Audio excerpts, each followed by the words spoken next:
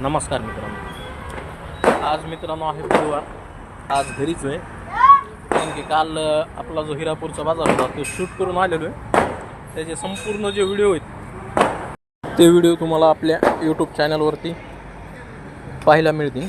अजित चक्रे dairy form हे चॅनलचं नाव आहे मित्रांनो. आपल्या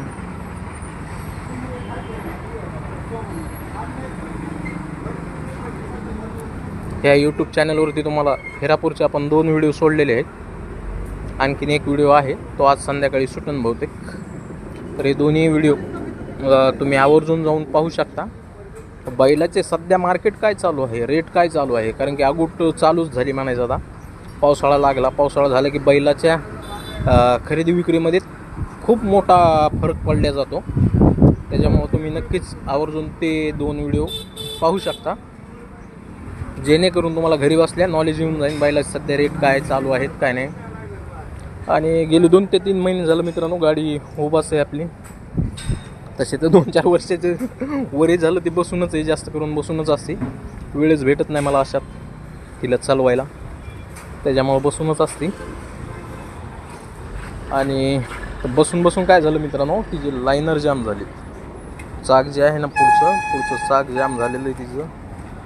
त्याच्यामुळं ती गाडी चालू जरी केली आपण आणि चालू केल्यानंतर गेअर टाकल्यानंतर काय होतं, असे पूर्णपणे पुढं दबायला लागली तिचं पुढचं चाक एकदम जाम झालेलं आहे.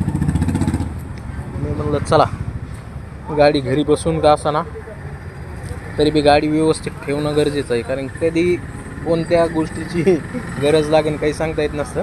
त्याच्यामुळं गाडी आणलेली गॅरेजवरती रिपेअरिंग करायला, ते खोलून वगैरे आता व्यवस्थित रिपेअर वगैरे करून टाकायचं आहे तिला.